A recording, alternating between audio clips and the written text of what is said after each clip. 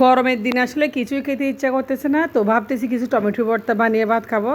তো টমেটো এখন একটু টকটকও হয়েছে, ভর্তাটা কিন্তু খুব বেশি ভালো লাগবে। তো টমেটো ভর্তা বানানোর জন্য আমি চলে যাচ্ছি।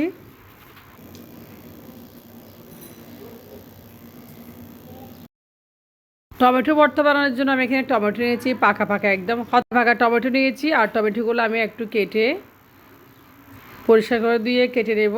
তো পরিষ্কার দিয়ে কেটে চুলায় বসিয়ে দিয়েছি। দেখেন, চুলায় একটা ননস্টিকি প্যানে কিছুটা কাঁচামরিচ আর টমেটোর ফালিগুলো দিয়ে ভালোভাবে আমি রান্না করে নেব। আর এই টমেটোগুলো আমি পানি দিয়ে রান্না করব না, এমনিতে চুলার একটা ভাপে একটা টমেটোগুলো আসলে কুক হয়ে যাবে। এই টমেটোগুলো আসলে যেহেতু টমেটোতে পানি থাকে, এখানে এক্সট্রা পানি দিতে হয় না, টমেটো থেকে পানি বেরিয়ে যায়। তো সেই টমেটোর পানি দিয়ে কাঁচামরিচগুলো সিদ্ধ হবে।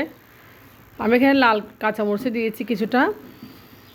তো দেখেন টমেটোগুলো সিদ্ধ হয়ে গেছে, দিয়েছি কিছুটা রসুনের কোয়া, তো দিয়েছি লবণ, রসুনের কোয়া, লবণ এবং কাঁচামরিচগুলো সিদ্ধ হয়েছে। দেখেন লাল কাঁচামরিচগুলো সিদ্ধ হয়ে গেছে। তবে এই টমেটোর ভর্তাটা আসলে বেশি মজা এভাবে বানালে।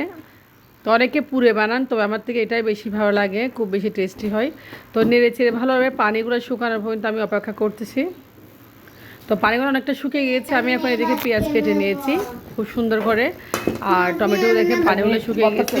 তো পেঁয়াজের উপর টমেটোর যে আমি টমেটোগুলো সিদ্ধ করে নিয়েছি কাঁচামরিচ সহ, রসুন সহ, সেগুলো দিয়েছি।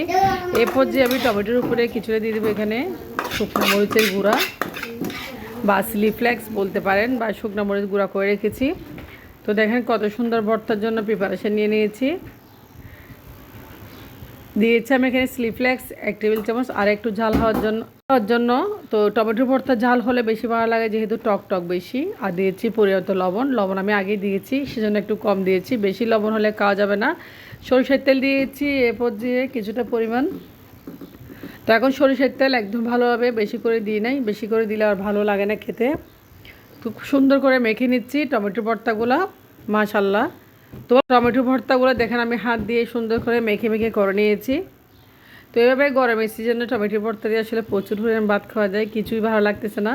তো টমেটো ভর্তা বানিয়ে দেখেন, একদম পেট ভরে ভাত খাবেন, না খেলেও 2 প্লেট খাবেন এই টমেটো ভর্তা দিয়ে। এত যে টেস্টি হয় ভর্তাটা। রসুনগুলো আস্ত ছিল, আমি একটু একটু করে ভেঙে দিচ্ছি।